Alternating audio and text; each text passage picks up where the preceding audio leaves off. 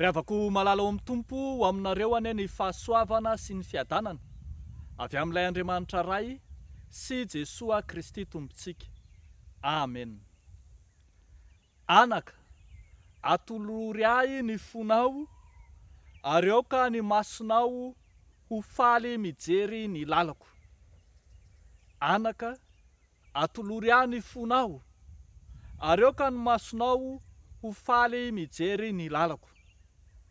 Ao amin'ny ohabolana 7:20, ny 9:20 hatramin'ny 5:20 no mofinainantsika anio. Fa izay resahana amintsika eto dia ny 9:20 ihany, haintsika rehetra tsenjery manao hoe anaka, atolory ahy ny fonao.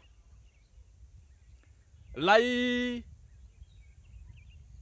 fahendrena mipetraka eo amin'ny toeran'ny ray aman-dreny, olona ampitraikefa voky-taona, efa ela ny ainana, no manoratra ho an'ny zanany, izay omena fananarana sy fampianarana ka miteny hoe anaka, atolory ahy ny fonao. Ary toa maka amin'ny toeran'Andriamanitra mihitsy zany, ka ny fahendrena, ny tenim-pahendrena miteny amin'ny zanany manao hoe anaka, atolory an'Andriamanitra ny fonao. Hitantsika eto fa nisy ny fialana tamin'Andriamanitra. Hitantsika eto fa maro ireo olona izay variana sy sondriana tamin'ny zavatra hafa ivelany. Variana toy ny ataon'ny vehivavy jejo, variana toy ny ataon'ireo izay nandany ny androny tamin'ny fisotroana. Hitantsika eo amin'ny andininy 30 sy faraky amin'ny 30, fa maro no ateraka izany fimamoana noho ny amin'ny fisotroana divay izany. Ho an'ireny indrindra no antsoiny ny fahendrena hitodika aminy manao hoe anaka, atolory ahy ny fonao. Mampahatsiaro antsika any Jesoa Kristy ilay nanolotra ny fony ho an'Andriamanitra, ary tsy ny fony ihany fa nanolotra ny tenany, nanolotra ny ainy, eny, hatramin'ny rany aza nalatsany teo amin'ny hazo fijaliana ho an'Andriamanitra sy ho an'izay rehetra nanaraka azy koa.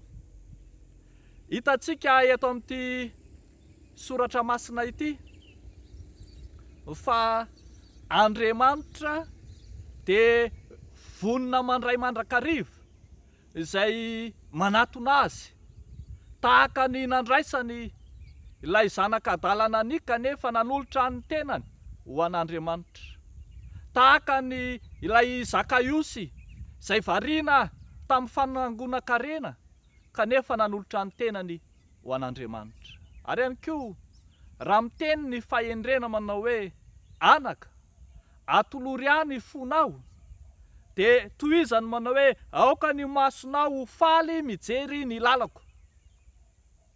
Ny lalan'Andriamanitra, ny lalam-pahendrena, ny lalana makany amin'ny fahamarinana, ny lalana maneho ny sitrapon'Andriamanitra izay hitantsika ao amin'ny soratra masina, dia ny tenin'Andriamanitra izany.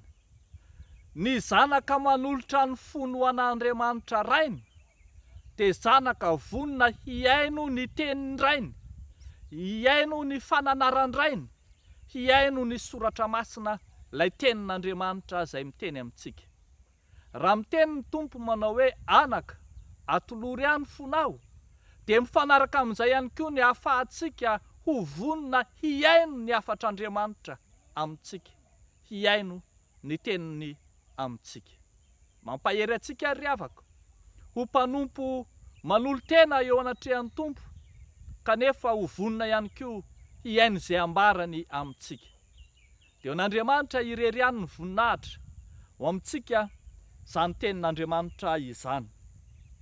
Amen. Hivavaka isika. Andriamanitra rainay eo amin'ny Jesosy Kristy zokinay eo, misaotra sy mideranao zahay noho ny amin'ny teninao izay miantso anay, antso ny fahendrena, antso hiverina ao ambalanao, antso ny fahasoavana izay mitondra anay mandrakariva ho ao amin'ny fahamarinanao. Vonona izay Tompo, hiverina ao an-tranony rainay, hiverina ao aminao Andriamanitra, hiaina amin'ny soratra masina dia ny teninao zany. Koa fanilo ny tongotray sy fanazavana ny lalanay ny teninao ampitoera ty anatinay mandrakariva, ny fanahy ny fahendrena andehananay araka ny sitraponao. Amin'ny anaran'i Jesosy Kristy zokinay. Amen.